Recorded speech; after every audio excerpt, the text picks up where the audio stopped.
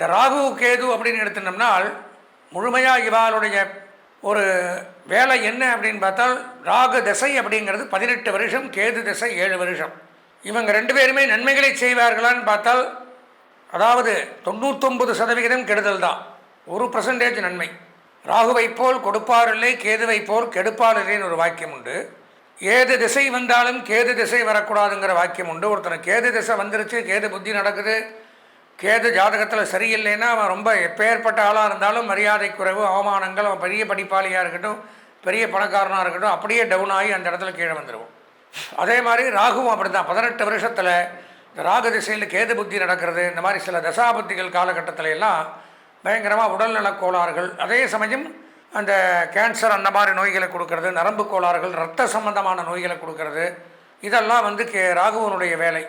அதே சமயம் கேது மோட்சத்தை கொடுக்கக்கூடியவர். கேது 12ஆம் இடத்துல ஒருத்தனுடைய கட்டத்தில் இருந்தால் மோட்சமும் கிடைக்கும். ஞானம், அறிவு, ஆன்மீக நாட்டங்கள், இறை வழிபாடு, இதுக்கெல்லாம் கேது அதிபதி. வெளிநாடு போகணும், அந்நிய தேசம் கடல் கடந்து பயணம் பண்ணணும்னா அதுக்கும் ராகு கேது தான். அப்போ சில நன்மைகளையும் தருவார்கள், சில கெடுதலையும், அதிக கெடுதல்களையும் சில நன்மைகளையும் தரக்கூடிய கிரகங்கள் தான் இந்த ராகு கேது.